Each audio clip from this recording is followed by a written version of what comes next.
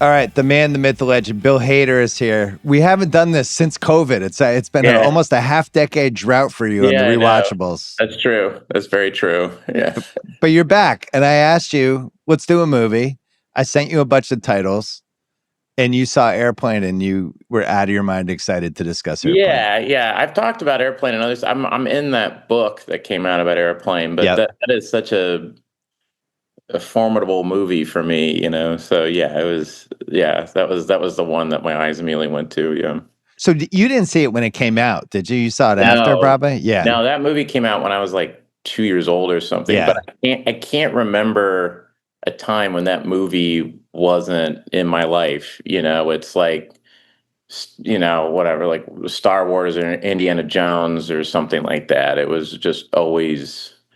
I don't know if I can like remember the exact moment when I saw it. It was just always there. Because it was on cable for 30 straight years. And then it was also like on TBS and WGN, and where I grew up in Oklahoma, like we got those channels. And so it was like edited for those. And so, I mean, it was just constantly on television, and I'd watch it every time I was on. And still to this day, I just showed it to my girlfriend. Allie hadn't seen it since she was a kid, she said, and I was like, oh, we got to watch Airplane. Yeah. We watched it, and I know every word to it, and I'm still like dying laughing, just watching her reaction to it was really fun. Well, it's funny reading the book. The book came out, I think, 2 years ago, and it's like a mix of an oral history, but there's a lot of people like you in there. Because I saw this movie in the theater. I think I was 10. It was summer of 1980. And just immediately it was like, I can't believe this happened. And then it was in my life, like for the next 45 years. And I always felt like it was one of the great movies, like the great comedies, influential, the whole thing. But I didn't know how many other people felt that way. And then you see that book, and it's like a who's who of all these people. Like, yeah, that was the moment. Yeah, that was the movie that like you go, oh, that's how you do it. There's certain films like that for me, like Spinal Tap or Monty Python, The Holy Grail, or Life of Brian. These things where you went, oh, or those, or Young Frankenstein and Blazing Saddles, and then the early kind of Woody Allen movies like Love and Death and some of those things. They were just kind of like, oh, that's how you're supposed to do comedy. And then you would see other, whatever, more famous comedies, and they wouldn't do it for you because there wasn't this kind of edge to it. Yeah. But Airplane is different because I don't know if you could do, because my friend Akiva just did that Naked Gun movie, which was really fun. But the thing is with this movie, Airplane, which is so hard to replicate, is that everybody, whether it's Saturday Night Live or just whatever, all these people do a funny version of themselves, Yeah. And Airplane, I remember my dad telling me, he's like, that movie's funny, but if you grew up watching like Sea Hunt and watching with Lloyd Bridges, or those movies, Forbidden Planet or Poseidon Adventure that had Leslie Nielsen in it, like all these movies where they were always the straight guy. Yeah. Robert Stack, watching The Untouchables as a kid and being like, I'd never seen them be funny. I only knew them as that specific kind of character, which isn't even like around anymore. Those very super serious things, and them playing it straight and actually having the real people instead of comedians. He was like, it was, it wasn't. It was like a hallucination or something. It was like, wait, you're allowed to do that? Like it was crazy. Well, they cracked the secret sauce, right? Because if you think you're doing a movie like this, you're going to have Harvey Korman as in the Leslie Nielsen role, and he's going to be hamming up. You're going to have Chevy Chase in the Robert Hayes role, and they're trying to be funny. Somewhere in there. The only comedic actor, I think, in the whole movie is Jimmy Walker, and he doesn't have any lines. He falls off. Yeah, he's a guy. He's a gag in the background, But I mean, Peter Graves. I mean, that thing of him talking to a little kid in the cockpit is one of the funniest things ever, and it's so disturbing and funny when you watch it now, where he's like, you like movies like Gladiator. I mean, I don't know a time in my life where my friends and I weren't quoting that, You ever hang around the gymnasium? Like, anytime we would go into the gym, I remember I had a friend in elementary school, you go, you ever hang around the gymnasium? You know, just so weird. And also a comedy too, that those it was like, Zucker brothers and Jim Abrams, and you could just tell these guys like grew up in Milwaukee and they're just following their intuition. Because there's some of it, it's like not like jokes, like when you work at SNL or something where it has to kind of have some sort of meaning, or Yeah. just you could tell they were just watching Zero Hour, that movie, and then just like riffing on it and just being stupid and making themselves laugh. And they just trusted their instincts to be like, well, if we find this funny, we'll just go for it. Well, it's funny. There's two things going on at the same time. One, it's like a high volume joke movie, right? They're just getting off stuff left and right, and Right. sometimes you don't even catch it right away, right? Yeah. So it's like they're almost like firing a bunch of threes in an NBA game. But then on the other side, there are these long, well-constructed, minute-long where nothing seems to happen, but it's all leading to some joke they want to get to, like Mhm. hold five and what is it, the ham on the mayo, whatever that one Yeah, is. ham on the mayo. Yeah, Yeah. yeah. But they set it up for like 35 seconds. And you're like, what are they doing? And then it's like, oh, that's why they did that. And they Okay. have a million of those. Yeah, it's this whole long lead up to yeah, and so I had seen this movie first, and then I saw Naked Gun, the original, when it came out. Yeah. That came out when I was 10, and I saw that in the theater, and I remember that was like, I'd never, to this day, I've never experienced a comedy theater experience like that. Like people were genuinely losing their minds. Like the whole baseball sequence at the end of that movie, people were going, when he sang the national anthem, and then the Yeah. scene when he gets stoked on saying strike and he starts dancing as the ump. Do you remember, like, Oh, yeah. people like lost their minds. I mean, like literally, like people jumping up out of their seat and going crazy, and like that. You hear like people falling in the aisles. Like people were genuinely falling all over the place, and I had never seen anything like that. So I was a big fan of theirs, and then I went back and saw Kentucky Fried Movie, and I remember I brought that to a sleepover when I was in fourth grade, and the mom was Ooh, some like, "What? nudity. Whoa, Yeah. whoa, whoa, whoa, whoa! Yeah, Catholic high school girls in trouble." They're like, "Whoa, what's this?" And I was like, "I haven't seen it yet. I haven't seen." It says it's the guys who made Airplane and the director of Animal House, and they're like, "What is this?" Um, but yeah, that style is so bad. They just kind of made up their own thing. Well, it's funny you mentioned that theater thing because we did Naked Gun a couple years ago, and I told the story about seeing that in the theater, and the baseball scene like almost caused a riot. It It was did, so yeah. funny. People fucking lost their minds. I only remember two comedies because the other one was There's Something About Mary.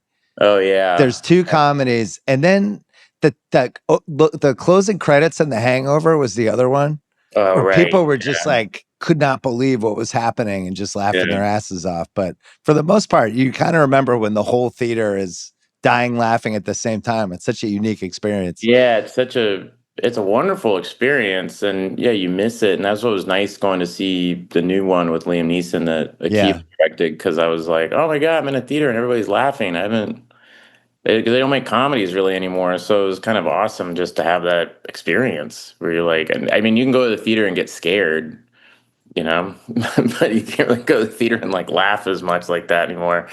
And I was telling my kids, I was like, okay, we're gonna watch the original one, and yeah, that baseball scene. I go, you guys have no idea, from beginning to end, the place was going nuts. Well, Every especially using every real joke killed. announcers. Oh yeah, every joke killed. I remember I went when I had to go to it when I got Barry, the head of HBO, was like, "You gotta look like you were once in the military, so you gotta go to the gym because you don't look like you were in the military."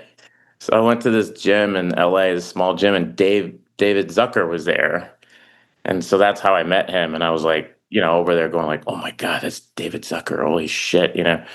And he was so nice, and I mean, he answered all my questions. Where I was like, "How'd you guys get, all these people to do it? What was it like with the announcers? What was, Yeah. and then Airplane too. And then I once had lunch with Jerry Zucker, and they're so open about like, oh yeah, Robert Stack totally got it, and like he loved it, and just was totally on board. Lloyd Bridges was a little bit confused, Peter Graves was like, wait, what'd you guys get me into? And then like Leslie Nielsen like immediately got it and was like a pro, and it was just really cool getting Yeah, to the them. secret sauce of this is the using the non-comic actors, which 100%. now Yeah. we've been doing that for 45 years, but back then nobody thought that way.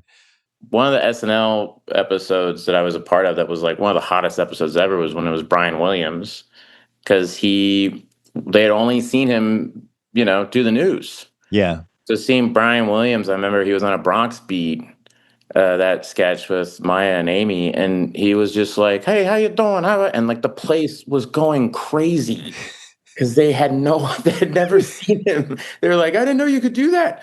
Or like when John Hamm first hosted, I don't think anybody knew that John was funny. They only knew him as like Don Draper. Right. Remember that episode when he came out and was being funny? The place was like, "No," like they just went crazy. Yeah, The Rock was like that too, where we had just seen him as a wrestler, but nobody realized that he Yeah, actually was funny. yeah, he's very funny. Yeah, he's very funny and like has great timing and like yeah, all those guys could do that. And but even like that Leslie Nielsen knew like they just that's why I asked those guys, I was like, did they know how to play that? And they're like, yeah, Leslie Nielsen, like, we didn't have to tell him anything. Like when he has the stethoscope on and he's like, yes, I'm a doctor. Like he Right. knew not to like be weird or like, yeah, like he just the stethoscope and him being straight was what the joke was, you know? Right. And that Well, it's kind of that's why shocking. these movies have had trouble because people have been trying to do this format ever since. And this is the one that played it straight the best. And I Well, always yeah, feel 'cause like you the have those silliness kind of people. seeped in over the next 45 years when people did this. Yeah, well, that's like this insecurity thing of like, oh God, will people know or if we're joking or not? Or I don't know if that's just, yeah, I don't know I mean, that was a thing I remember early on, like 20 years ago when, you go, I got the SNL and I would go on these meetings with people about silly movies. And there was like, I remember people were like, someone told me it's easy to do a smart comedy like at the time like knocked up or Yeah. like a dumb comedy like at the time it was Hot Rod was what the guy because I was in that movie and he was like Hot Rod he goes it's really hard to do smart dumb comedies which he was Right. like Airplane and Naked Gun were like the best one where it's like it's dumb but it's smart like those are really difficult and those guys just had I think what they just naturally found funny is what made it work. I think the best comedies for me always felt like I've said 100 times, just like, oh, that the group who made it, they're just trying to make themselves laugh. You know, Yeah.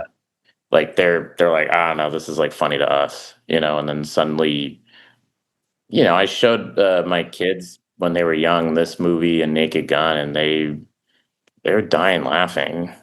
I mean, I have three daughters, and the scene where the woman where she's playing the guitar and she knocks the little girl's tube out and she starts dying, they thought that Yeah. was hilarious. Yeah. They were like crying, laughing, and the face she's making and everything. Like they just thought that was great. Well, so in that book, there was a bunch of people that weighed in. These are some quotes. Trey and Matt. They Oh said yeah, Airplane was sort of the Star Wars of comedy. The tone of it was just something we'd never seen. We went to see it several times with different friends and everything. It was a big deal. That's true because Caddyshack came out a couple weeks later, and these were when you would just go to the same comedy movie like four times. Like yeah, it's we had like five channels. Like so, if something yeah, funny was out, you just kept going back to it. yeah, yeah. Now those would be like like a TV show or something. They're like, well, how can we make this a TV show or something? But when it was a movie, yeah, you would go out, and you'd see it over and over again. And I do think it was the Star Wars thing is kind of apt where you can kind of make a delineation of like before and after Airplane in some ways. Even the look of Airplane I saw in other movies where it was Airplane, I think purposely was kind of like harsh light and the sets were like obviously kind of fake and it has this thing. And then you see 80s movies, like comedies just become that, like these kind of lower budget movies. There's one called like Jekyll and Hyde Back Together Again with Mark Blankfield and then Crime Wave, the Sam Raimi movie Crime Wave. But like, there's a bunch of them where they have that look, you know. Yeah. Um, that's, but yeah, that's very much like, oh, it's like an early '80s comedy. But I don't know. Yeah, I agree with those guys. There's nothing Here's like. another one. Here's Apatow. When you make a list of the best movies of all time, you're always going to put Airplane on it. If somebody made a movie as funny as Airplane right now, it would make $1 billion. Yeah, yeah. I mean, yeah. That was that time though. You know, that's like they apparently, I guess, showed it to Michael Eisner, who was the head of Paramount at the time. Yeah. Michael Eisner's kids loved it. Like they were like, we don't know if he liked it, but his kids were like cracking up. And so I think we all owe a debt to Michael Eisner's kids. Because they were the ones that were like, holy shit, this is so funny. You know, and he was like, Patton Oswalt said, a lot of comedies in the last 30 years have wanted to be Airplane. They're gag, gag, gag, where Airplane is really structured, driving the story along the whole time. You've got to play comedy as if it's deadly serious. You've got to play weirdness as if it's the most normal thing in the world. That's something you've been good at. And yeah, and a lot of the stuff you've done is like people are being weird, but it seems completely normal as they're being weird. yeah, that's probably got it from watching Airplane a lot as a kid. But that's what I mean. It was like you don't like showcase like, oh, this is people ignore stuff, which is funny. Like in comedy, you always have that where, at least in my experience, where it's almost, they go, well, that guy should react, right? And it's like, no, no, no, no, just you keep moving.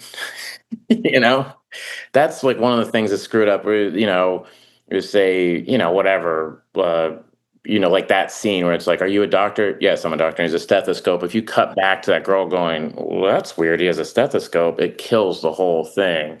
And I've been in those situations where a producer or editor or somebody's like, "Well, wouldn't they? In reality, this would happen." It's like, right, this isn't reality. Right. It's like its own weird universe, and it's like a weird movie reality. But Letterman said Letterman. Oh yeah, Letterman auditioned for it. Letterman auditioned for it and was relieved he didn't get it because he Yeah. didn't think he was a good actor.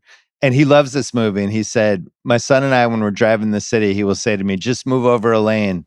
And I'll say, I'll move over, but quit calling me Elaine. It just goes on and on. Film comedy became different after that movie. And it Yeah. makes so much sense that he loved that movie because I'm like an early Letterman guy. And Yeah, a it's lot true. of the absurdist, like deadpan people being weird, but not knowing they're weird, all that stuff was like in the first couple years of his show. Well, it's definitely a movie where you could see that filmmakers grew up on television and like grew up on like, Right. you know what I mean? Watching Like, Streets of San Francisco yeah, and well, Beretta. or like watching the stuff from the early '60s and late '50s. That's what watching Sea Hunt or Yeah. those shows where it's so deadly serious, but it's all like, Jimmy, we got to get you home because it's all very wholesome and stuff. I mean, having June Cleaver do jive in it, Leave It to Beaver's mom is doing jive and I mean, it's very clear like, oh, these dudes like grew up on TV and Right. just sitting around like making fun of it, and that's why it's like, oh no, it's got to be those guys. Well, the story of it was that they randomly taped this movie 0 Hour because they would tape TV and look at the commercials and they were trying to figure out all this different comedy stuff and stumbled across this movie that came out in the late 50s. And the structure of it is basically identical to Airplane. And there's a Yeah. really good YouTube video some crazy Oh, person where did. they do the comparison. Yeah, and they're just like the scenes of like the nuns singing to the little girl. Like there's like 5 scenes that they just take Yeah. somebody coming into the cockpit. Yeah, you gotta have like those things are so specific. They had to come from another source, and it's fun because I didn't know about the 0 Hour thing, and then one time I just had TCM. I would just have it playing in my house, and then yeah, I was watching that, and I was like, God, this movie is like Airplane, Right. And I go, and then looking it up and go, oh yeah, this is what Airplane's based on, Well, the other one was Airport 75. It which I ripped haven't off a seen few those things from airport that. movies. But I hadn't seen any of the airport movies, and that's what again, my dad and my uncles, his brothers, were the ones that were kind of like the older brother kind of guys for me of like well, it's airport movies, but it's also this and it's also this. Like they were giving all the context of why it like was even a bigger thing for them than it was for me. I was just like, oh, this is hilarious and weird, and Yeah, because when I was little in the 70s, this was a whole industry. the They airport Poseidon Adventure, all Towering the airport Inferno. movies, Towering Inferno, Yeah, Black Sunday. yeah, they were like the superhero movies of the 70s. Yeah. Yeah, Get and they all tons of played the actors same in it. way. There was always famous people in it. Like OJ, I think, was in Towering Inferno. I'm Um, sure. Yeah. And also there was one called The Swarm. It was like Burt I. Gordon movies and yeah, all those guys. I'm blanking on the other guy's name, the big guy, but yeah, there's one about bees with Michael Caine called The Swarm. oh Jesus! That's got a bunch of big name actors in it. It's about a Just swarm people of going going, just fighting bees gotta off. get away from these bees. Yeah, it's crazy. Um, Keenan Ivory Wayans Yeah, said they took what Mel Brooks did to a whole other level. They not only made fun of the genre of the main story, but within that, they made fun of 10 other movies, which is true. Nobody had done yeah, that either. I think that's that's a good true. point. Like all of a sudden, Saturday Night Fever is being parodied in this out of nowhere, and you know, Yeah, yes, it was Saturday Night Fever, and I mean, there's so many other things in there. And then Keanu Wayne's, I mean, I'm Gonna Get You Sucker is a great movie. I think yeah. it's very, very funny. Um, but yeah, yeah, because again, like Mel Brooks was doing the parody thing, but it was all comedic actors, and those movies are great, but it was all comedic And they're people. hamming it up. Yeah, And they're there's having fun and they're going crazy. I love Harvey Korman and Blazing Saddles is so funny to me, but they're yeah, it's definitely big. And then that's why I mean the Zucker brothers and Abrams, like they were savvy enough, but it's also the thing you find like they just watched a lot of shit. I guarantee it just were fans of stuff and they're like, why would we do that? They already did that. Let's do this thing. right. Matt and Trey are very much like that, where it's like, well, why are we going to do this when that's what everybody's doing? Let's make it, puppets like Thunder, Team America. We'll do it all puppets, fuck it. Let's do that because it's more exciting for us. This last quote was from Katzenberg, who was one of the execs on the movie because he worked for Eisner. And he said, what happens in the movie business today bears no resemblance to the movie business 70s and 80s. We were always determined to do unique and original. There was no franchise business, sequel business. It was all about original ideas. And you look at it, I was looking at the movies that came out in 1980, and there's like, barely any sequels. There's Oh really yeah, no superhero movies. And it's all these original idea movies.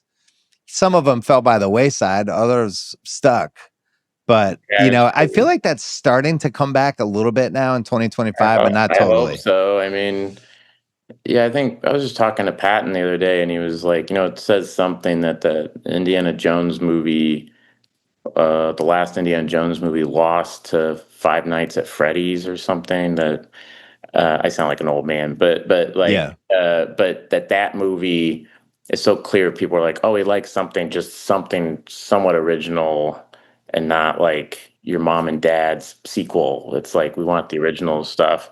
Yeah. But yeah, I feel that definitely, and you can feel it in some superhero movies now, where you can feel the filmmakers and the writers trying to like get things artistic and try to get things through, but in the superhero way. It's kind of like Scorsese called them smugglers, but it's like the filmmakers like Douglas Sirk or something. He would make these melodramas that were women's pictures, quote unquote, but were really he's just German guy who fled the Nazis, and it was all his kind of like, thinking how America was so, it's about American life. He was getting all these ideas and this kind of, critique of America within this like Rock Hudson, Jane Wyman movie, and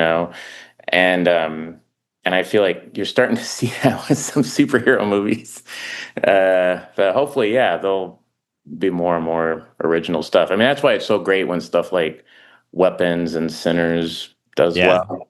Yeah. Like it's always nice when that happens.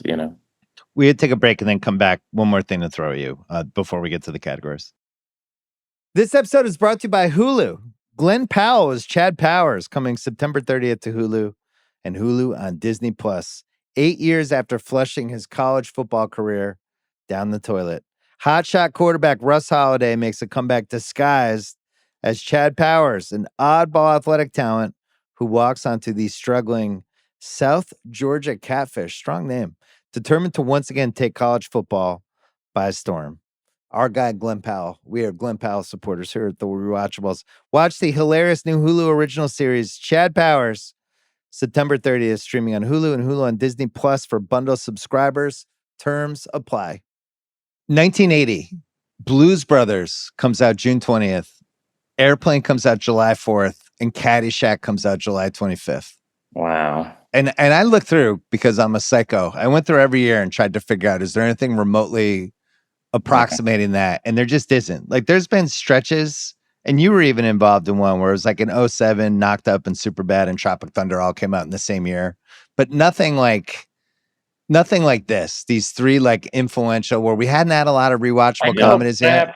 Like, I remember Pineapple Express and Tropic Thunder came out like a week apart or something. I remember that. Like, there was a couple. There was like and Knocked Up Knocked Up was at the beginning of the summer and Superbad was at the end of the summer, but nothing like that where you're like, well, those are three massive comedies that we're still, people still talk about, and they were all like within 2 months. Yeah, like influential ones. Because I was looking at like the comedy eras, and like mid-90s, that was all of a sudden we had all those Jim Carrey, Adam Sandler, Chris Farley movies, but they're pretty spread out. In the late 90s had the Farrelly Brothers and American Pie and Austin Powers and multiple Sandler movies and 8mm, which I now consider a comedy. Yeah, Adam Machine was arguably the best comedic actor we had. But nothing, the only other, and you were involved in the era that was like the last like distinct era when it was Apatow, it was for, Pineapple Express, it was The Hangover, and it just felt like for 5 years there, we were just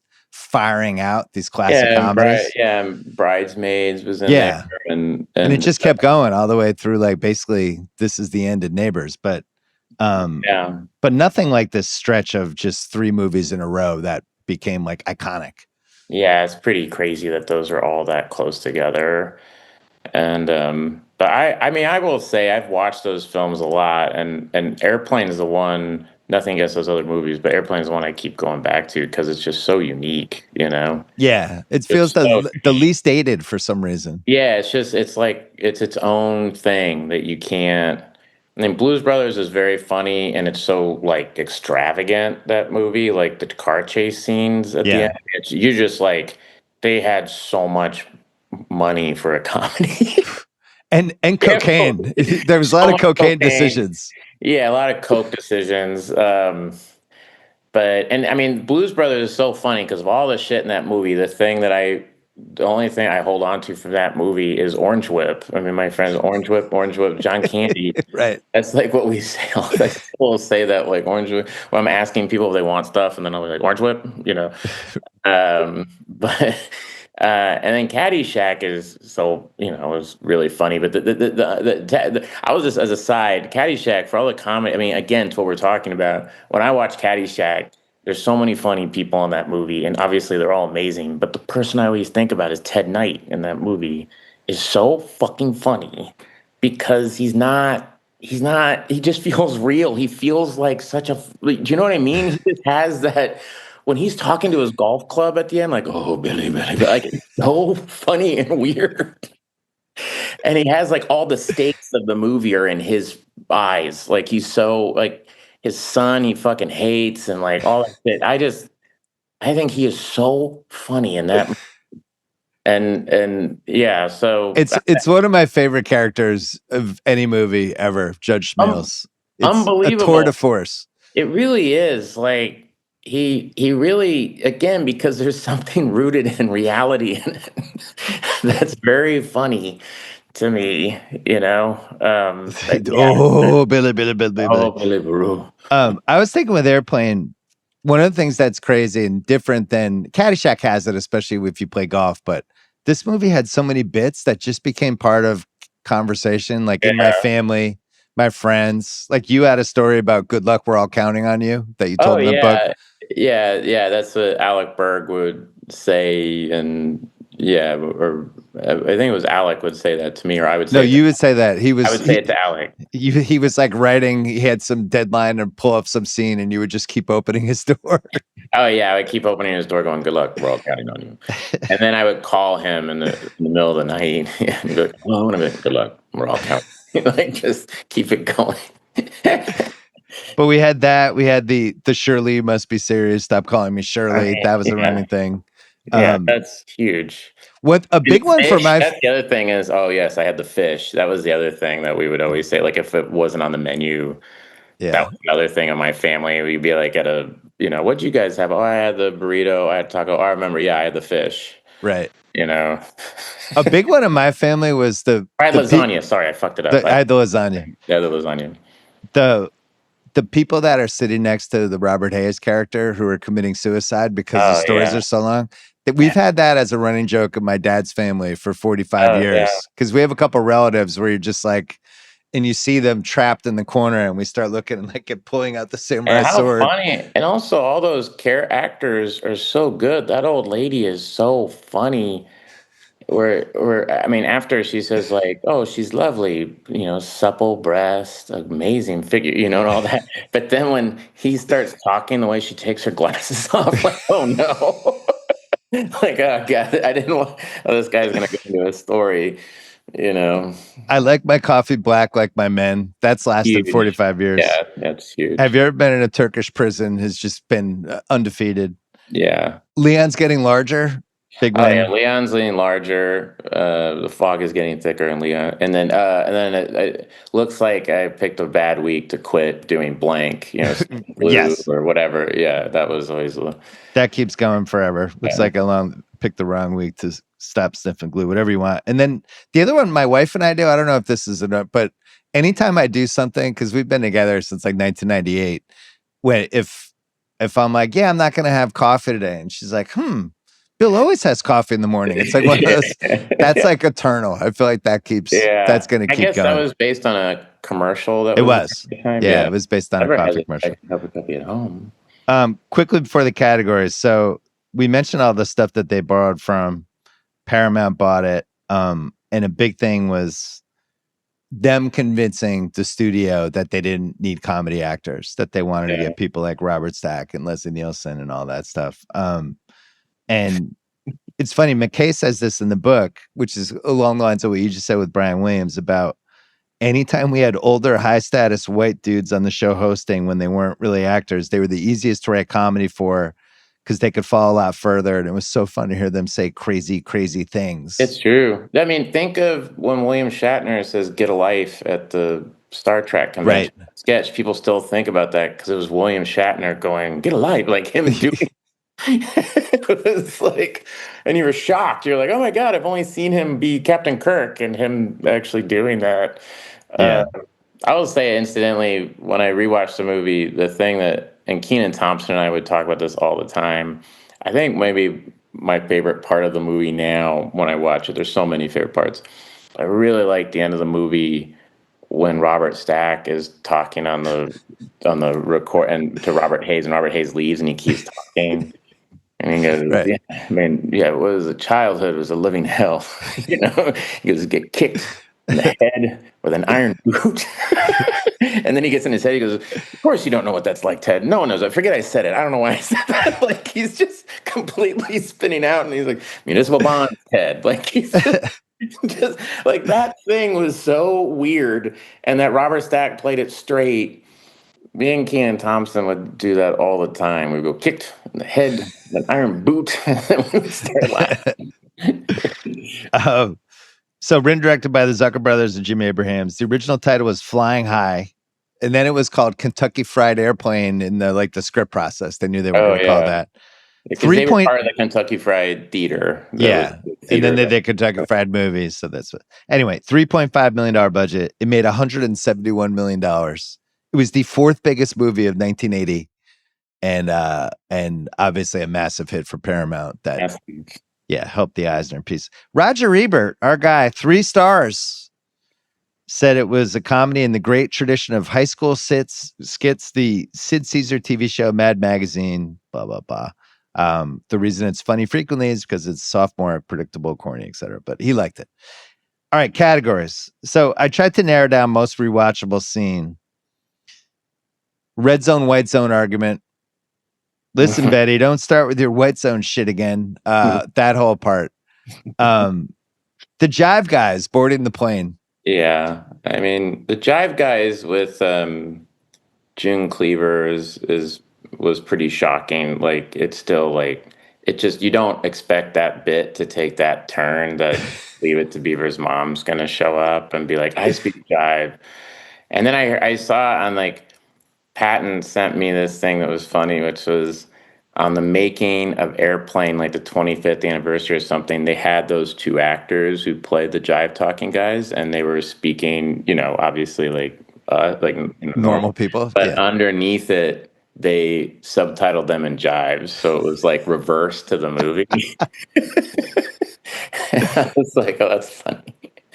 So Yeah, and they made up a lot of that stuff. Those two guys, yeah, that's what one of the Zuckers said. They were like, "Oh, those guys deserve a lot of credit for that because they were just making stuff up." yeah, they unleashed at least one of the actors. I think his name was Al White, on how to just like, hey, can you write this?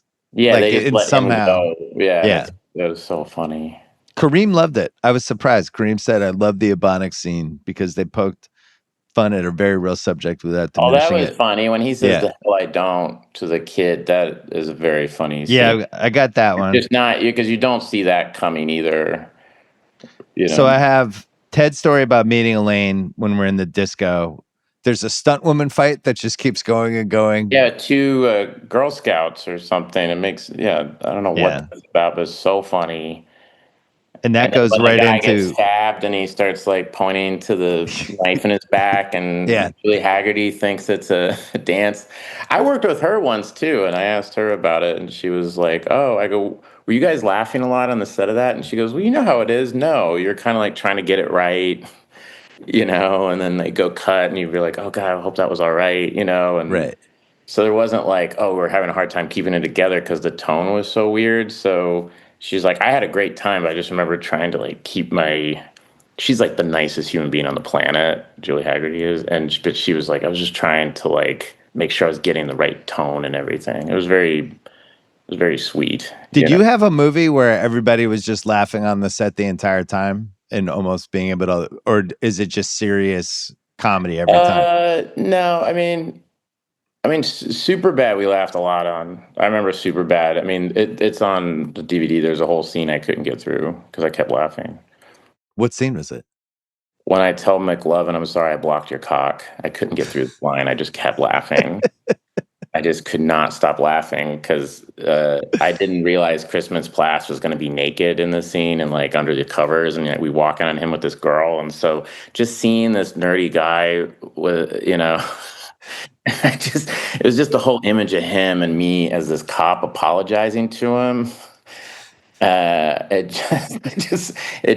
was like, guys, I don't think I can do this, and it went from being funny to then people like, dude, get your shit together. Yeah, people are getting mad at you. Dude, come on, man. Like, please get it together, dude. But that one was a lot of fun. I remember us laughing a lot on that. Yeah. Couple more rewatchable scenes. Well, the kid bringing the coffee to the girl when they're both like little kid adults. Yeah, Republican kids or something. Yeah, I don't know. That just was a fun idea. Captain Over meets Joey.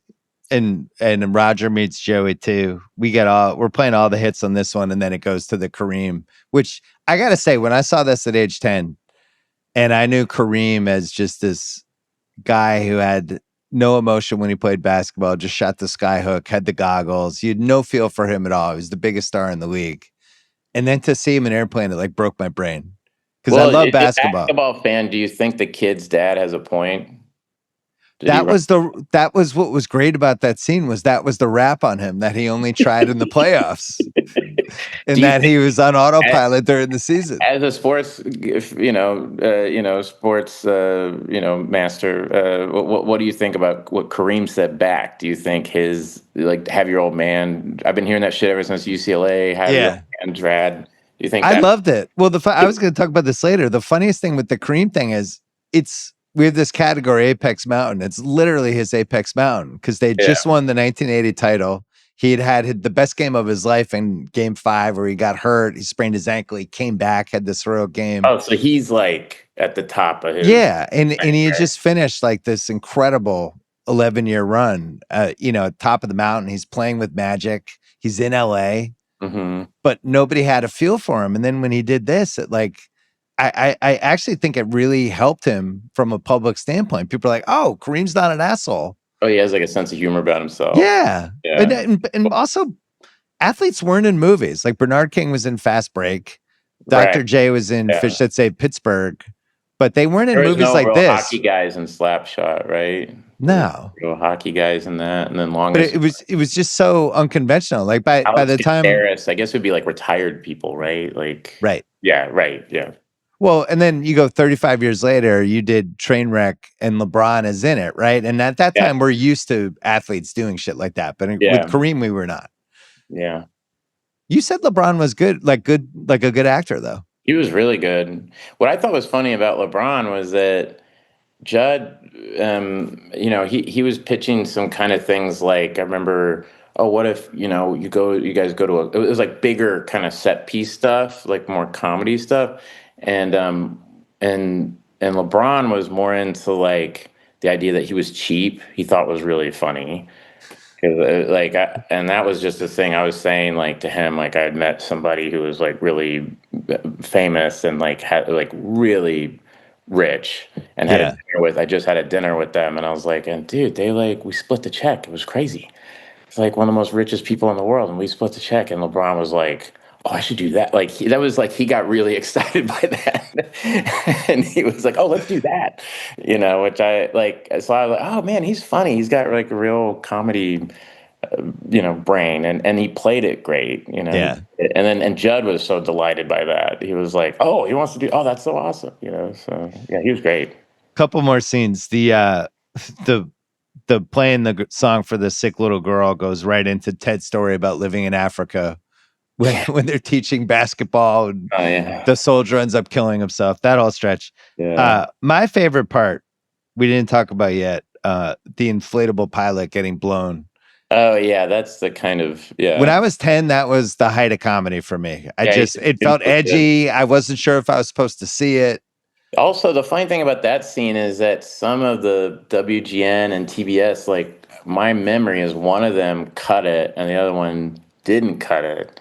And I was like, I wonder if they understood what was happening in that scene or not, right. I mean, the inflatable head smiles, like the guy smiles, so clearly it's like... It starts going up and down at one point. Going up and down, like, this is awesome. But, like, yeah, like, I remember it got cut in some of them, and the other ones it wasn't cut, and I thought that was interesting. Well, that goes right into the attack golden retriever, and then it goes right into the guy covering himself in gasoline. Oh yeah, holding the match, and she's like, "Hey, Ted, you want to?" And the guy gives and he's him the like, nod, like, please go. Yeah. Couple more quick ones. The lady who freaks out and everyone lines up to hit her. That was borrowed from one of the airport movies where somebody's freaking out and somebody slaps her, and they just decided to take that and make it crazy. Like, also, Leslie Nielsen, it's so brutal. He slaps her, and they go, "Doctor, they need you," and then he slaps her one last time. He goes back for another shocking. One. You're like, Jesus Christ! Like it's like so mean. Like that's still shocking to me when I see it, because it's like you're kind of used to this thing, and then just for no reason. I was like, God damn it, that's awful. The stewardess, I speak jive. Yeah. Stewardess. This is a small one, but Randy breaking down when she's like, I'm 26 and I'm not married. And that other lady comes in and says, I have a husband. Classic. And then the landing the plane has the, I just want to tell you all good luck. We're all counting on you. I quit the wrong week to quit sniffing glue. All it's playing all the hits down the stretch. Oh yeah, where he says also there's that weird moment where Lloyd Bridges is talking and that spear for no reason just flies into the hole, and then he goes, and if we don't do it, this thing will go right down to the ground, and then a giant watermelon falls down. Yeah. You're like, what is happening? They were just throwing jokes at the end. Yeah, they're like, I don't know, watermelon falls. Yeah. Like, and All right. So what's your favorite? What's your most rewatchable? I had that moment with Robert Stack where he loses it at the end, where he's like, "Municipal bonds, Ted." Reason I like it because it really, it just, I get logically why those guys did it, but it's an intuitive thing that you realize that this guy who's like so cool just really wants a friend and he's just trying to connect to somebody in the movie, and that he had a horrible childhood. It's just really funny to me. And no one's on the other end. It's like, why would anybody? It's just that he picks that time to unload all his shit onto Ted is very funny. I have inflatable, or I have the cockpit. Obviously, I mean the cockpit led to more jokes over the next 30 years, just in real life than anything, and especially those. It's just anyway. What's the most? Oh, I also liked at the time because my grandmother used to listen to it all the time. Was the Ethel Merman? You'll be swell, right? You'll be great. Like it's such a shocking thing that it's actually Ethel Merman. It was very funny. What's the most 1980 thing about this movie? All right, nominees. The Second Cup of Coffee being a parody of a coffee commercial that was in the moment, but nobody would know now. Somebody saying I haven't felt this awful since I saw the Ronald Reagan film. Or the Anita Bryant concert. Yeah, right? Anita Bryant concert, Ronald Reagan film, like just some of the pop culture that's in here. They do a disco is dead joke. There are smoking and non-smoking sections to the airplane. That was my dad and his brothers told me the biggest laugh of the entire movie, and the Zucker brothers told me too, is when it's like where disco lives forever and it hits the thing, right? People were so sick of disco. He said that thing, it like stopped the movie. Like people were cheering for like the next two scenes because people hated disco so much. By that point, it was so played out. A movie starting with a Jaws parody. The announcer going, pinch hitting for Pedro Borbón, many Mota. I have Hare Krishnas at an airport because that's there's just not people handing out stuff in airports anymore. I think that era is long over. Also, I will say, I mean, people do cocaine jokes, but the old lady sniffing the cocaine and the coffee. That was one. But Anita Bryant concert is pretty, and also just like the look of it. I don't know. For me, I'm always like just the look of like the harsh lighting and there's shadows and stuff. Like very 80s to me. My answer is Kareem. Oh, Kareem's still with hair. Especially when they pull him out the end with the goggles, and it's just like that's clearly Kareem in 1980. that in death they just admitted. It was Kareem. All right, what's age the best? So the premise is just pretty good for a movie. A crew becomes sick with food poisoning, and an erotic pilot must safely land the plane full of passengers. It's a good premise. Being stuck next to somebody on a plane who won't shut up, you just instantly think of airplane. Yeah, totally. If you're like, so where are you flying? And you're like, oh boy, here we go. No. Nightmare. All the hidden jokes we mentioned earlier that you don't maybe catch the first time, but like, for instance, in the newsstand where it says whacking material. Whacking material is also the idea that every time they cut to the model, the exterior of the plane, the sound of the plane is that's not what the plane sounds like. It's a propeller. Plane. It's propellers. It was very funny. The wordplay stuff of like, this woman has to be gotten to a hospital. What is it? It's a big building with patients. But the fact that they just keep doing that over and over again, but that's not important right now. 19 different things. I thought that the theme music's pretty good. Yeah, it's Elmer Bernstein, right? Yeah, it's pretty good. Want to throw that in there.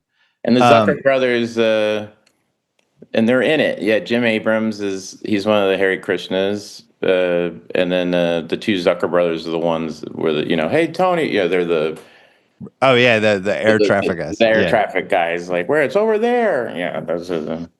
So Leslie Nielsen, being a comedy actor, has aged the best since this unleashed him into Three Naked Gun movies and Police Squad and all kinds of different things. And then I think the Air Israel joke is really underrated. I can't believe they did that in the moment, but I think they felt like they could get away with that because it was Jewish. But it was just like it's so snuck in where there's a plane and it's got like a beard on the bottom Oh and it yeah, looks like a yeah, rabbi. yeah. Um, the famous Jewish sports legends pamphlet is funny too. Yeah, That very was, small. Yeah, light reading material. and then I gotta say I'm throwing her in here, Lorna Patterson. I've had a crush on her for like 45 years. I don't know how old she Yeah, is now, but she's great in this movie, and yeah, she had a very great funny. voice and Yeah. home run all the way around. Any other would stage the best for you? Um, I don't know, just like just the things we've been talking about earlier, but just like it's its own thing. It's like I can't describe it. It's like you can't. It's like It's a yeah, 101. it's a one. Yeah, it's like you can't. I don't really know what else you can really compare it to. You know. Zipping through some quick categories. The Big Kahuna Burger Award for best use of food and drink has to be the poisoned fish. Oh yeah, the poison Yeah. fish and the whole reaction, him talking about it and him puking. Yeah, Peter Graves is very good in that scene where he has to do all the symptoms. We have a Great Shot Gordo Award for the most cinematic shot named after Gordon Willis. The water nailing them on the beach when they get covered in Yeah, seaweed. that's Pretty very good. good. Yeah, it's pretty great. Yeah, that's a good shot. I also like there's the shot where they're in the cockpit and the when he's telling them, you have to land the plane and everything. That the light is it's all very dark and Oh the yeah, light's yeah. cool Yeah, below that's him good. and everything. It's very like the lighting in the cockpit suddenly changes to Right. like horror movie. It's very funny. Kid Cudi Pursuit of Happiness Award for best needle drop. This has to be the Bee Gees. Sped up Yeah, Bee Gees in the disco. yeah. Chess Rockwell and Brock Landers Award for best character name. Ted Stryker is really good, unless there's one you like more. Now Ted Stryker's and you hear it so many times throughout the movie too, and it's always funny. And Leon, I don't know what Leon's last name is, but I like that guy's name is Leon. Important Leon. And then we don't get to give this out all the time, but the Sean Penn I brought my own pack award for excellence in on-screen smoking. Stack and Bridges are simultaneously just heating darts and just look like it is not the first time. No, that seems like they're just they were smoking off camera and they just were like, well, I'm not gonna take out. Yeah. All right. The Butch's Girlfriend Award for weak link of the film. I have one unless you want to go first. So we never say this on the Rewatchables. We always are mad that the movie's too long. This movie's like 5 minutes too short.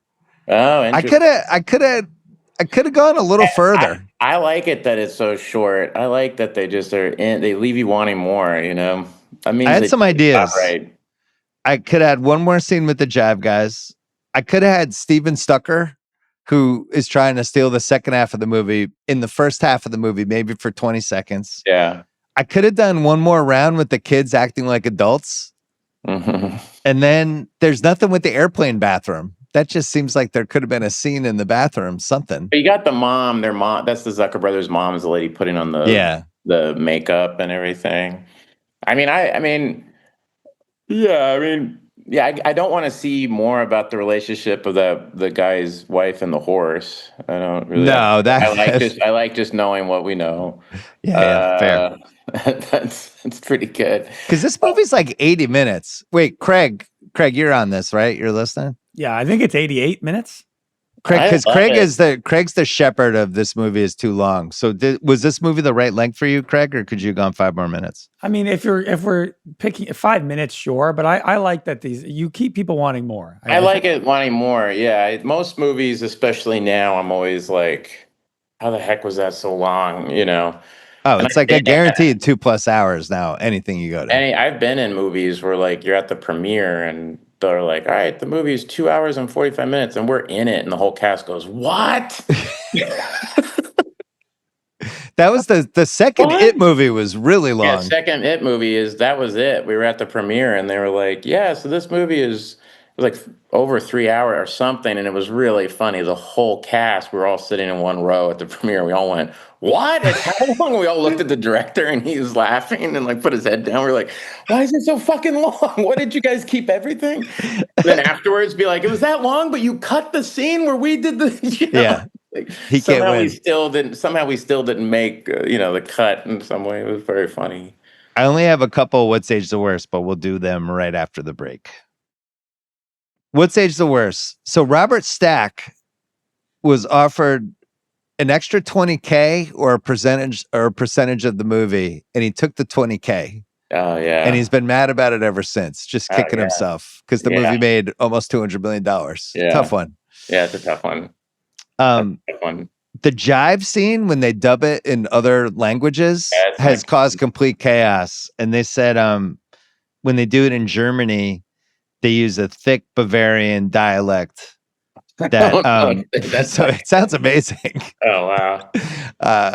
Yeah, so I don't know how that translates in French, Portuguese, whatever. And then the shock impact of Kareem being in this we mentioned earlier, which now in 2025, but it really was shocking to see him in this. And now as the years pass, that's kind of faded. You know what I mean? Yeah, but I'm sure that was like, yeah, you couldn't believe it, how shocking that was at the time. I mean, and it's funny for me because I was so young, I probably knew him from this first and before as a basketball player, you know? It was like later, I was like, oh, Skyhook. Oh, that's the guy from Airplane. Right. The only other one I have you mentioned already, which is when Leslie Nielsen goes in for that second smack. Yeah, when he hits that lady again, it's so shocking. It's like, he's like, I gotta get in on this. Because it's just like, Jesus Christ, it's so horrible. Yeah, I don't know if that's happening in 2025. Yeah, I don't think that's good. Also, I mean, there's also like, I don't know about all the African guys in the basketball is the other one. Basketball is not that doesn't. I mean, when I watched that with my kids, they were kind of quiet during that scene. They were like, I don't know about this. I mean, that was a moment in any movie I watched. My kids always have to be like, it was the 80s, you know, like watching Back to the Future and when like Marty McFly's dad's like up in a tree, like watching girls undress. And my kid was like, he's a pervert. And I'm like, no, you're going to want to see him win at the end of the movie. Yeah, just trust me. So just trust me. She's like, fuck this guy. I'm not watching this. Like, this guy, that's disgusting. Fuck this dude. It's the 80s is a great excuse for a lot of behavior. Guys, it was the 80s. It was all made by white guys for white guys. Yeah. I'm sorry. but yeah, they lasted through this one, but some of them, like Back to the Future and some of the other ones, they were like, nah, we're not into this. The CR thinks Luke Wilson could have been Harrison Ford award for the hottest take. I'm going to throw this one at you. I think Lorna Patterson should have been a bigger star. Yeah. I don't really get it because she was in this and then Private Benjamin, which was the TV version of it. Yeah. And she was on that for 3 years and it never kind of happened. And then that was it. Funny. Yeah, every guy that I knew had a crush on her in this movie. But it was a hard time though, you know? Yeah. At that time for actresses, you know. Well, there wasn't that whole rom-com infrastructure yet that doesn't have to the late 80s. But I think if she's 10 years later, now there's totally. Like different types of things for her. Because she would have been good in a rom-com. Yeah. She was really good in this. I mean, everybody across the board. I mean, when I'm just thinking about the performances, there's not a lot of weak links. Everybody's so funny in it. I mean, well, this has more casting what ifs than any movie we've had in a while, including we mentioned Ted Stryker was written for David Letterman. Yeah, and then he couldn't. David Letterman. Yeah, he couldn't pull it off. The studio pushed Barry Manilow at one point. But David Letterman, you can go on YouTube and he has the Zucker brothers and Abrams on late night. Yeah, in the early 80s. Yeah. And they show his audition on the thing. And it's really, you could see the what if. Like, that's what the movie would have been if it was Letterman. Yeah, the scene is him in the hospital as Ted Stryker. Yeah, where he spits the water. Yeah, I love Letterman. George Zip. George Zip's another good name. Sorry. Oh, that was a good one. Yeah. I'm glad Letterman's not in this movie because I think as the years pass, it makes it weird. He kind of overpowers I don't think he should have been either. I think it's great as Robert Hayes and Julie Hagerty. It's like, I just think the casting across the board's like perfect. I can't imagine anybody else. Fred Willard said that he was offered the role of Ted Stryker and didn't really understand the script and turned it down. Yeah. Tim Matheson was offered Ted Stryker, but was filming 1941. And then they said Bruce Jenner at the time an Olympic gold medalist, and trying to get into acting, auditioned for Ted, did not get it. Wow. Now Caitlyn Jenner. Yeah, I mean, Robert Hayes is just the one for me. I just think because he plays it straight, and it's Yeah, not. He's not trying at all. He seems like if they were making that movie now, like if they're making an honest version of like Paramount was like, hey, we want to do a straight remake of 0 Hour. Those are the two people they would cast as the No lead. question. You know, So and that works. Elaine's part was auditioned for by Sigourney Weaver and Shelley Long. Wow. Went to Julie Hagerty, and Shelley Long had a quote where she's like, I thought I had it. It was like one of those, like she's kind of surprised she didn't get it. That's a terrible feeling. I know that feeling. It's the worst feeling. What's your number one I thought I had it movie? I don't want to say what it is, but yeah, there's been a couple where. All right, tell me after the podcast. I'll tell you after the podcast, but there's been a couple where they're like, dude, they love you. Get ready. I mean, I've had the whole thing where I do the wardrobe fitting, everything, and then they give you a call and go, oh, dude, so-and-so read the script and they're a bigger name. Sorry, or you just lose it. I will say forever when I would audition, I could put money on it that Adam Scott was reading for the same thing. This is like 20 years ago. Oh, so interesting. I would walk into a room and he'd be walking out and we both just start laughing. I'm like, of course. I was like, God damn it, Adam read for this. There's no way I'm going to get this. He's so good. But yeah, that a lot of actors, you usually have that person that's always reading the same thing you are. Dr. Rumack, Leslie Nielsen's character, turned down by Dom DeLuise, Christopher Lee, Vincent Price, and Jack Webb from Dragnet. And Louise. Christopher Lee and Vincent Price both said it was the biggest mistake of their career. Oh, yeah. I mean, that'd be pretty amazing. It's got to be Leslie Nielsen, though. He's just too... I agree. He's just perfect. Every line, everything he does, even the weird egg thing, like he does.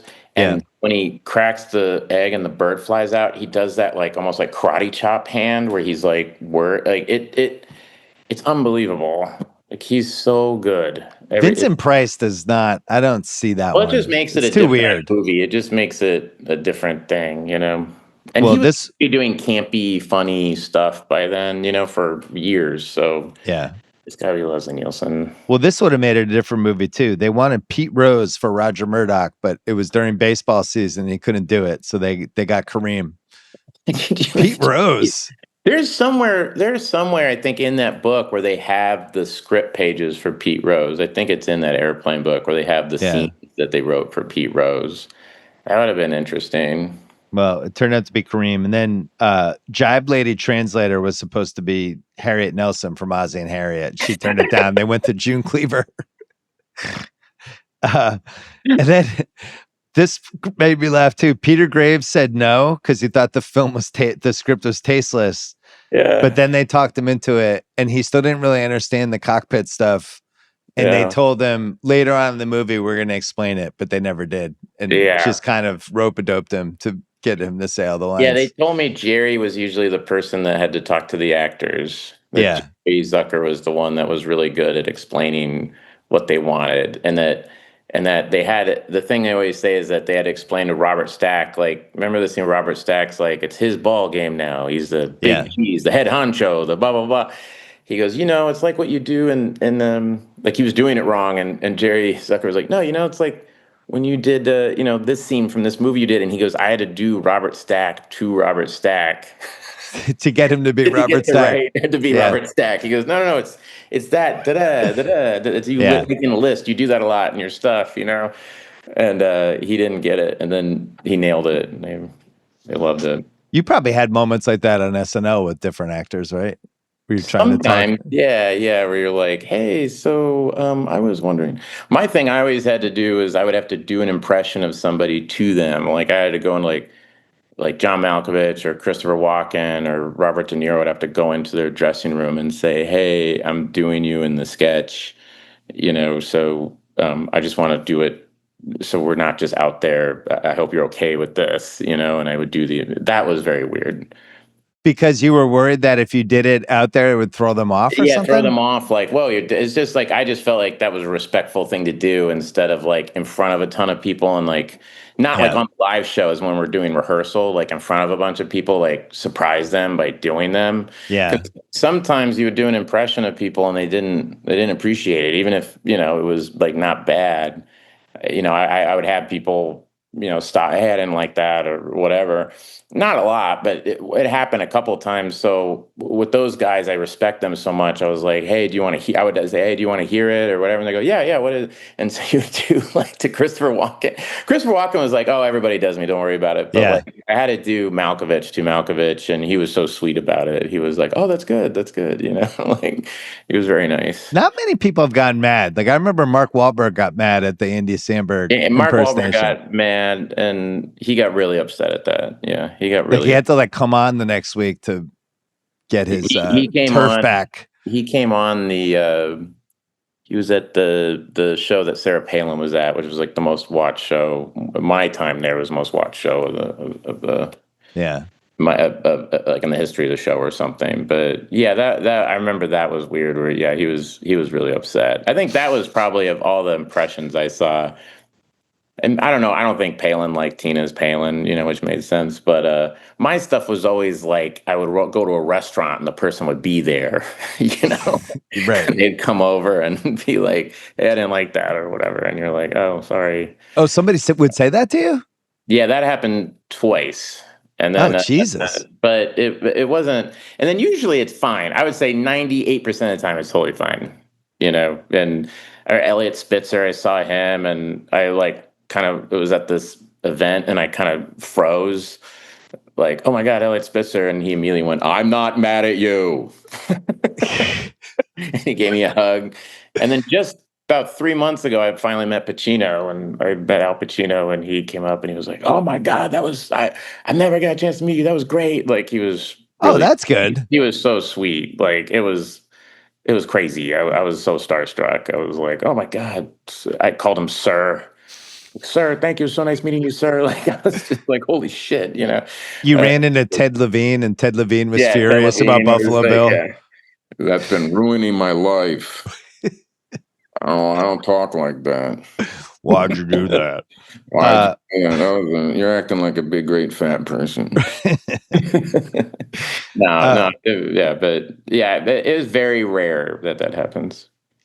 Next category is Best That Guy Award. And this movie's filled with that guys, but I wanted to shout out that guy from Breaking Bad is working air traffic controller who ended up having like an awesome career. Yeah. One of the best lines, Mike from Breaking Bad. Jonathan Brooks. Jonathan Brooks. No, sorry, Jonathan Banks. Jonathan Banks, yeah. Jonathan Banks from also in Midnight Run. He's been in a lot of good stuff. He's he's got like he's going from like 8,000 feet to 200,000 feet. What an asshole! And then he's great. And then the guy who gets sick, who's married to the lady who's like, Jim never has a second cup of coffee. He was the dad on Parker Lewis Can't Lose, right? He's the dad in Risky Business. Oh, that's right. He's the dad Joel. in Risky Business. Joel. He was the chancellor in 90210. He was in there for 20 years. No, he was not on Parker Lewis Can't Lose. Take that back. He was Risky Business. Better. Risky Business. That's way better. I'm thinking of another guy. Yeah. He was in Risky Business, and that's Joel. So he's our winner because I think Joel. Yeah. Deion Waiters Award for the best heat check in the movie. Our nominees are Ethel Merman, Kareem, the Jive Guys, Lloyd Bridges, or Steven Stucker. I think Steven Stucker is just. I think he wins it. Steven Stucker wins it because he comes out of nowhere and he just owns the movie. He starts just stealing scenes out of nowhere. And you could tell, like, he was in the Kentucky Fried Theater with those guys, and he's in Kentucky Fried Movie. He's really funny. He's a stenographer in this one sketch, in a courtroom sketch. And you could just tell they just loved him, and they're just like, yeah, do whatever you want. Yeah, go nuts.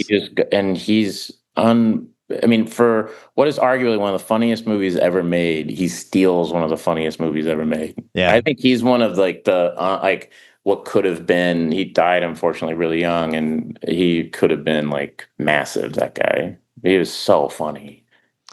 Recasting Couch Director or City. I'm gonna give you this one as a thought experiment. one more character on the plane, a famous actress, and it's Linda Carter. We just get Linda Carter in an airplane for no reason, just for 90 extra seconds. Maybe there's an autograph thing. Maybe she sits next to Ted and kills herself dressed as Wonder Woman. I don't know. Something, just some sort of era specific. Well, it's always like, era specific. Yeah, like Cheryl Ladd, Linda Carter, somebody from that era. Movies, wasn't that usually the part for like, it was always like a famous like actress. Davis or something, and then she has like an assistant who's like a woman. Yeah. We needed some famous thing. All right, some half-ass internet research. The red zone, white zone scene, they hired the real-life married couple who had recorded the announcement tapes at LAX and just had them do it because they couldn't find better actors. It's a perfectly normal thing. That you want me to get an abortion. Right. Jesus Christ. Robert Hayes said the dailies were so funny that the studio had to add a second screening room for the dailies because so many people wanted to come to see the dailies. Sweet. That's sweet. This was Ethel Merman's final acting role before she died in 1984 at age 76. Wow. You mentioned Elmer Bernstein. He did the scores for 10 Commandments, Magnificent Seven, To Kill a Mockingbird, and The Great Escape. And they went to him and they were like, can you do a goofy version of what you normally? And he just immediately understood what they wanted and banged it out. Elmer Bernstein was the first famous person I ever saw in LA. Like the day I moved to Los Angeles, my friend and I. Did you recognize him? So the way we know, we went to this restaurant with my friend, his cousin worked at Universal. It was like one of those things, like you move to LA and it's like my roommate's cousin works at Universal. So like we're in to get jobs or whatever. And we went to this restaurant and it was like the nicest restaurant I had ever been in. And we were just eating, and this guy was playing the piano, and this older gentleman walked over and starts talking to him, and the guy at the piano goes, "Get out of here." And he goes, "No," and he takes out his driver's license, and it was Elmer Bernstein. And the piano player went, "Ladies and gentlemen, this is Elmer Bernstein." And he sat down at the piano and went, dun, dun, dun, dun, dun, dun, dun, dun, dun, dun, dun, dun. Oh my God. And he started doing, and I was like, this is what Hollywood is? Like, people just sit out. Like, and by the way, I'd never seen anything like that since, but he just sat down and like, he showed the guy his ID and then played stuff. And the piano player was like, dude, you're the man. Like, yeah. You know what that sounded like? In the basketball podcast, they always ask, like, LaMelo Ball will be the guest, and they'll be like, what was your welcome to the NBA moment? And it'll be like, oh, I was playing, LeBron dunked on me. That was like your welcome to Hollywood moment. Yeah, it was my welcome being to at a Hollywood restaurant moment. with Elmer Bernstein playing the piano. He just went over and started playing, it was dun, dun, dun, dun. Dun, dun, dun, dun, dun, dun, dun, dun, dun, dun, dun, dun. Yeah, it was unbelievable. Heaven. Yeah. Bum, bum, bum, bum, bum, bum, dun, dun. Hey, Yeah. one other research thing. The Kareem was in there because in 0 Hour they used Elroy Crazy Legs Hirsch, was one of the three pilots, who was this famous wide receiver in the 50s. He was like the Amon Ross St. Brown of the mid 50s. And so that's why they did that. They wanted to do that. And then Crazy Legs. Al White was one of the Jive guys. They asked him to write the Jive, and he went and got a couple of books. One was on Black English by J.L. Dillard. The other was on another one on Black language. And he basically created the sentences and just showed them to the Zuckers and Abrahams. And they were like, okay, cool, man, do your thing. And he wrote Barbara Billingsley's stuff as well. Oh my God. So, and then this made me laugh for some reason. Jim Abrams said that one joke was cut from the opening montage in the airport. A very attractive woman was walking through the airport. Suddenly she turned and hawked a loogie on the wall. And in the screenings, nobody laughed, so they took it out. But they thought it was like the funniest thing ever. Sounds like they should have put that back in. All right. Apex Mountain, which I wouldn't even bother to explain to you, is that basically is this the peak of somebody's career? Robert Hayes. So he's on Angie at the same time on ABC. Yeah. I'm going to say yes.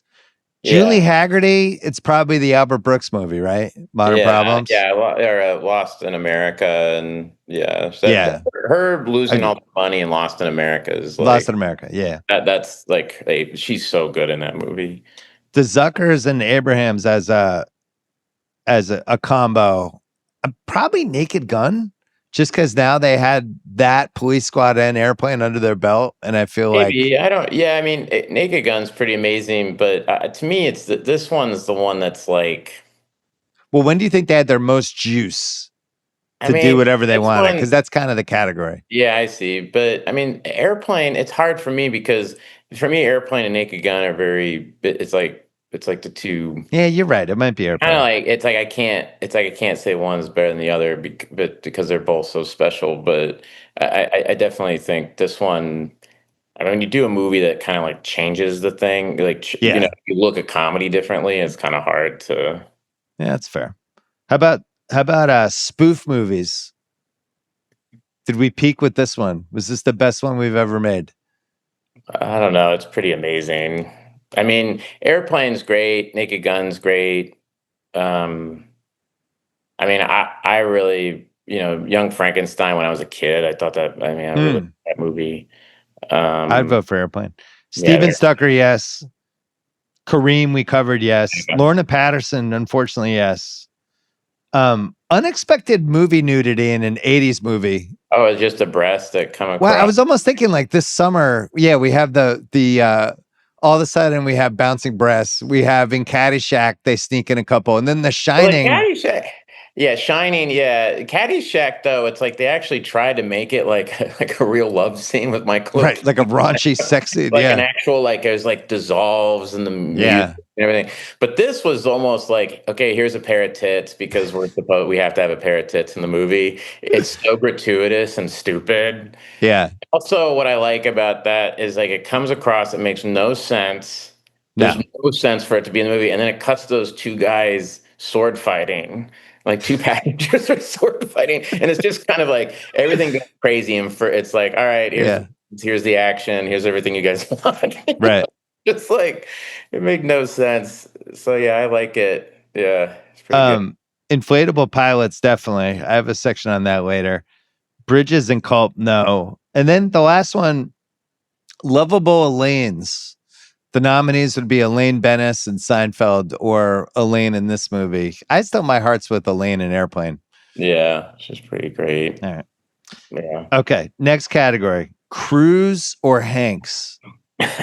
You could have either of them in this movie in any role at any point in their life.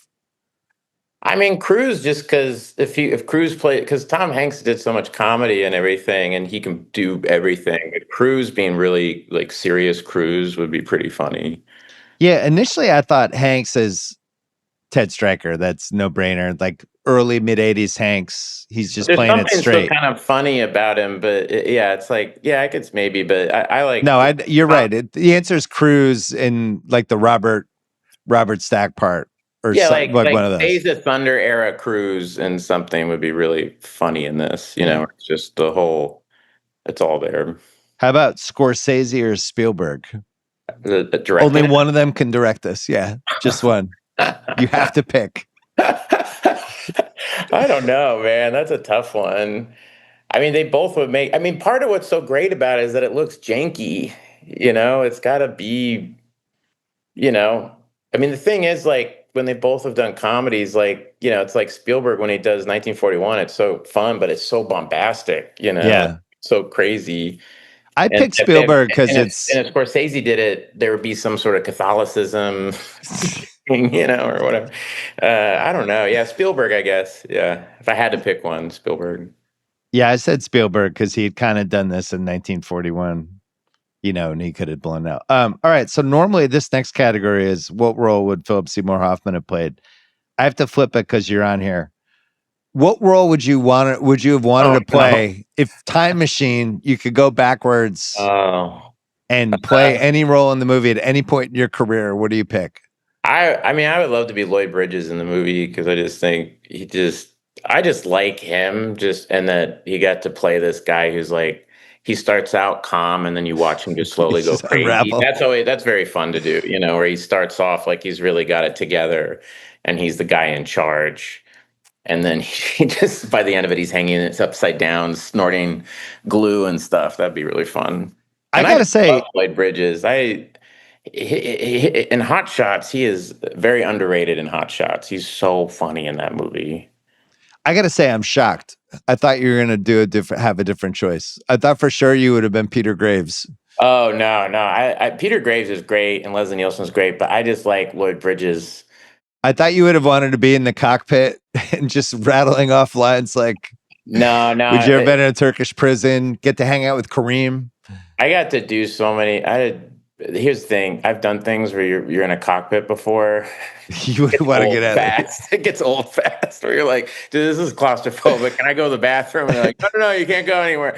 You know, in the newsroom, you get to hang out. You get to sit down. Like you get to all that. But it really is just that character really goes off the rails. He gets to jump out a window. You know, like he really goes nuts, and that's really funny. All right, picking nits. So Ted fought in World War II, Korea. What war was he in? And he's like 27, but it's 1980. Was it supposed to be Vietnam? What's happening? Yeah. And all the flashbacks are from World War II, but also like during the inventions of planes. And I forget what the thing was, but then remember when he says like they're attacking their flanks and blah, blah, blah. She'd be like, oh, when are you leaving? He goes, I can't tell you. That's classified. After he's told her the entire mission. Right. But I forget what the mission is, but I think it's It's supposed to be World War II, I think. So the little girl, in the singing scene, and they knock out like the tubes, and she immediately starts convulsing. That probably should have been just an oxygen mask, right? Yeah. Why would she start convulsing? Because the tube got like what was being fed into her body? I don't know, but I think visually it's nice to see that thing go and like flip. Yeah. And then you want to see her face making those faces. Right. She has the mask on, you can't see her face, and it's kind of probably more disturbing. Yeah. You get to see her do a silly face, because I'm just guessing, but it's like, all right, we're doing a bit, and the joke is that a kid dies. Like, we gotta make sure it's silly. Yeah. And let her do that stupid. So this is why we call it picking nits. You know, I think that's why. Yeah. Wouldn't the poison fish have made people throw up or have diarrhea? Like one of them, like it seemed like that. It was almost like all the passengers were roofied by the fish. But I think in real life, it's just like I think the bathroom is just getting annihilated. Yeah, they would just be throwing up or sick, but it wouldn't be passing out, and you wouldn't be like, I don't feel great. Yeah, just like and it wouldn't have happened that fast either, I think. No. And then where did they put all the sick people? It wasn't a giant plane. Is that simple? You have all three pilots. When I was a kid, I honestly thought they were throwing them out of the plane. When I was a kid, I was like, oh my God, they just threw Kareem out of the plane into like the ocean. Yeah. I also like the scene when Robert Stack goes, all right, so we're going to show you everybody. Okay, so Ted, have you ever flown, this kind of plane before? And he goes, no. And he goes, Jesus Christ. He goes, we're fucked. Just route him into Lake Michigan. Better than killing a bunch of innocent people. Like, there's been this buildup that Robert Stack's the guy who can save the day, and out of the gate, he's like, fuck it. This isn't right. Sequel, prequel, prestige TV, all black cast, or Untouchables. So they did make a sequel.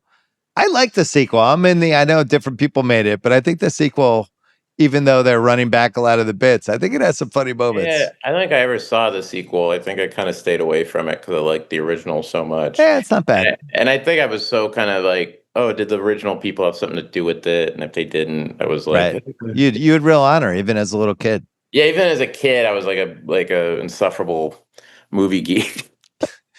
They reenacted the slapping scene, but it was with somebody who's like, I can't believe I'm going to die a virgin.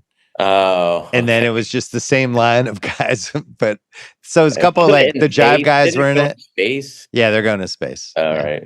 The cockpit guys back. That was the funniest part in Airplane 2 was the little kid brings the dog in, Scraps.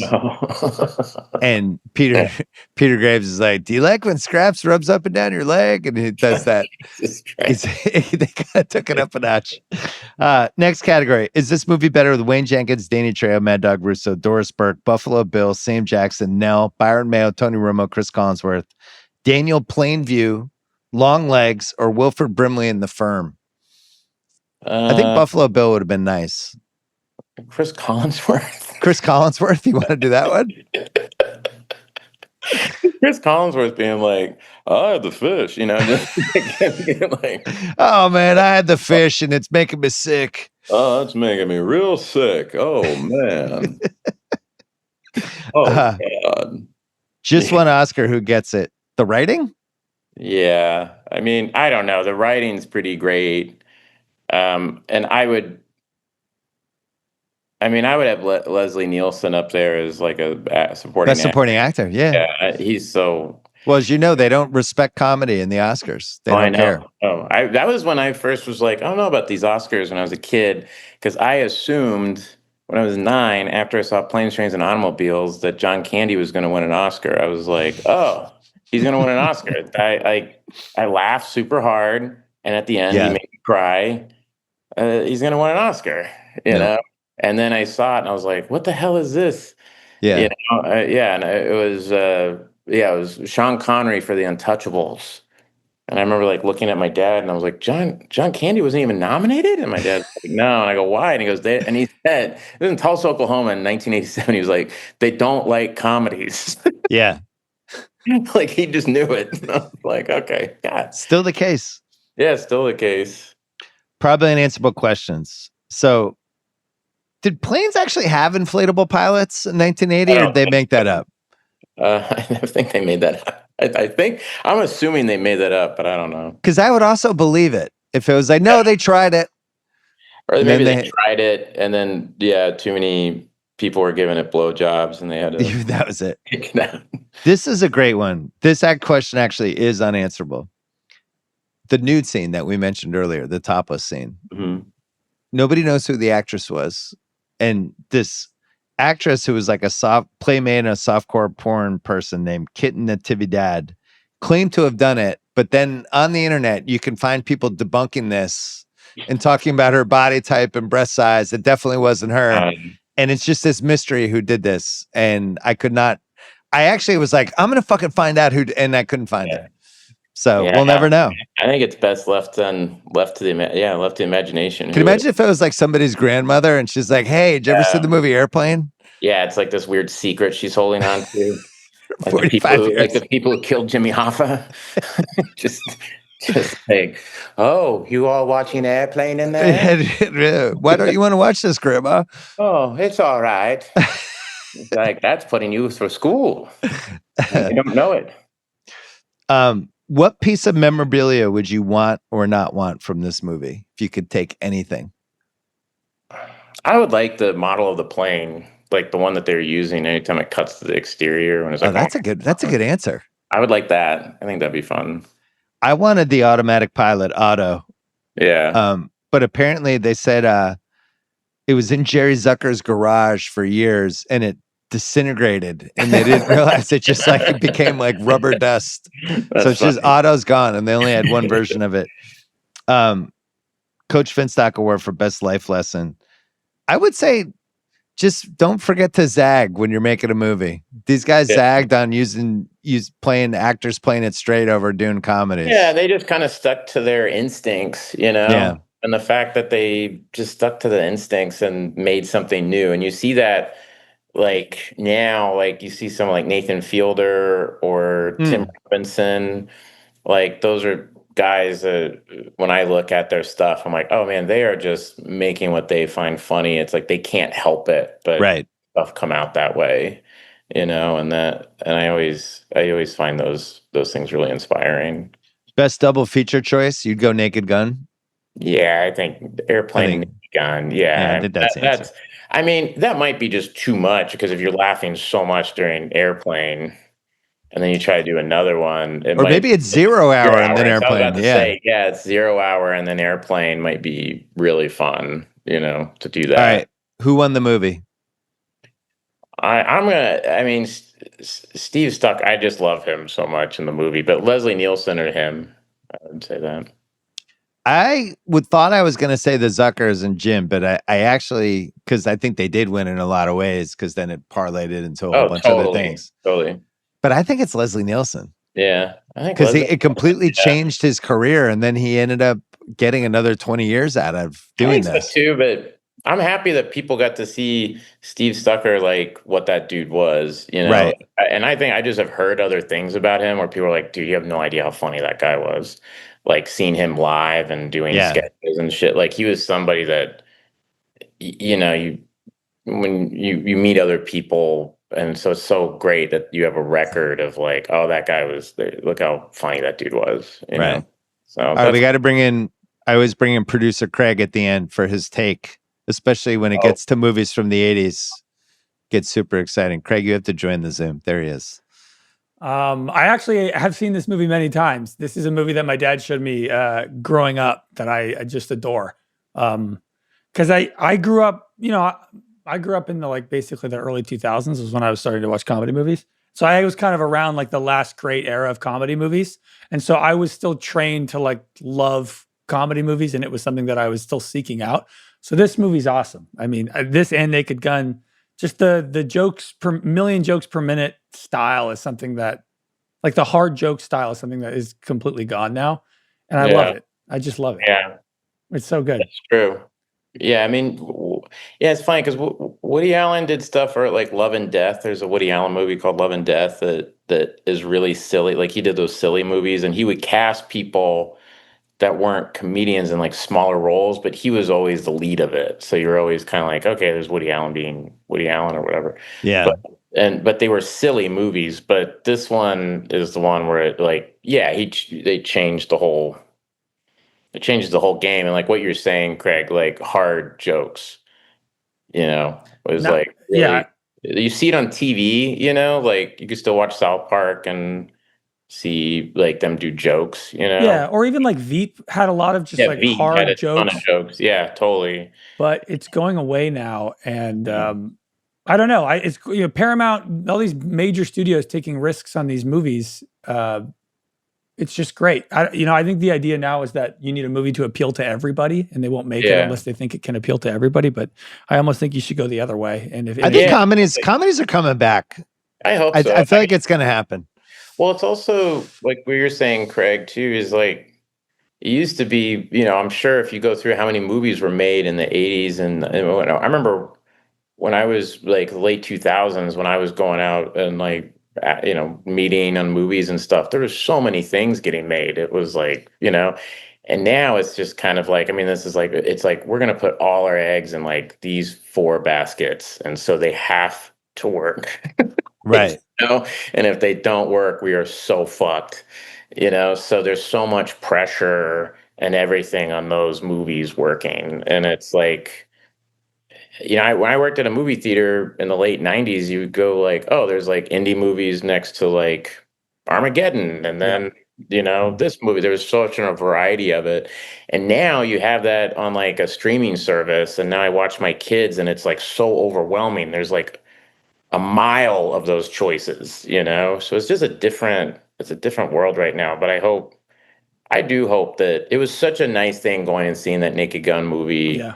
And taking my kids and people laughing in the theater and how weird that was to be like, oh, I haven't heard people laugh in the theater like this in a long time. I also just I respect that Paramount, like this movie, you guys are talking about how it feels low budget and it is low budget, but it also makes the movie better. Like was his name Robert Stack? Is that the actor's name? Yeah. When he's walking through fighting everybody as they try to like pin flowers on him and give him clothes in the airport, you can see boom mics and you can see the pads on the ground that he's like flipping people onto, but it's okay. And they understand it's silly and it plays into it. To me, that's just something that would never fly now. And I really respect it. There's just people it's just hard. Yeah. Because I get on the other end of it is you hire these technicians to be in the movie and they want their stuff to be good, you know, and to be good, it costs money. So you have like a DP that's like, you can't go to your cinematographer and be like, hey, can we make it look kind of shitty? He's like, no, my name's going to be on it. And fuck you. And it's going to be, you know, I mean, a good DP, like I have Paolo Widobro in the first 2 seasons of Barry, and she made everything look way better than I learned so much from her, you know? So it's like, I get it, you know, but it's just so expensive now, you know? That's why it's all on television. Can I point out one scene that you guys did in that is quietly one of my favorite scenes in the movie? You could kind of use the Sean Penn "I brought my own pack" award for excellence in on-screen smoking, but the scene right after the blowjob with the autopilot, and it just cuts to Julie Hagerty and the pilot, the blow up doll, just awkwardly sitting next to each other, and you can feel the tension between them, and they're both smoking, and she gives him like a glaring look. And it's just, you just hear like the hum of the plane. It's just a still shot of them for like 5 seconds. That killed me. Craig, would you have squeezed Danny McBride into this movie? I'd squeeze Danny McBride into every movie. That's Craig loves when Danny McBride pops into movies. Oh, that's funny. Yeah, he could have. I don't. That's the thing, is nobody would have. There was no room for a Danny McBride because they didn't want, like.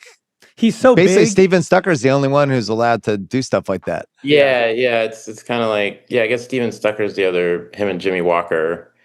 And I think that was a famous stand-up comedian too, or a big comedian at that time, who's the guy in the Ethel Merman scene. You remember, it's like, oh, that's so-and-so. He thinks he's still, and he's like, I found a hole. Oh, yeah. Like he was like a Gong Show guy. I remember that guy. Like on Gong Show and stuff like that. So I think there was a couple of comedy people in it, but Danny would just, I don't know what he would have done in it. Has your son seen this movie, Bill? Has Ben seen it?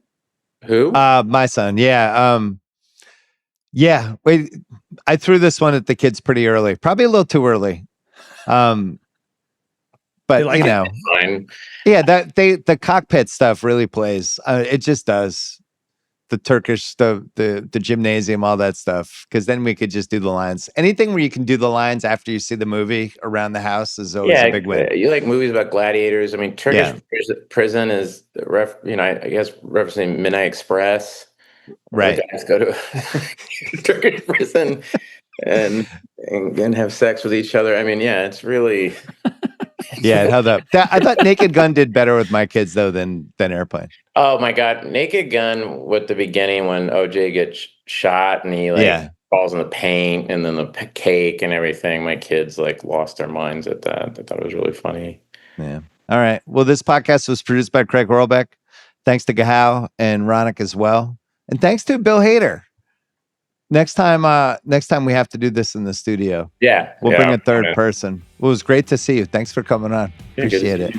All right. We'll see you next week in the Rewatchables.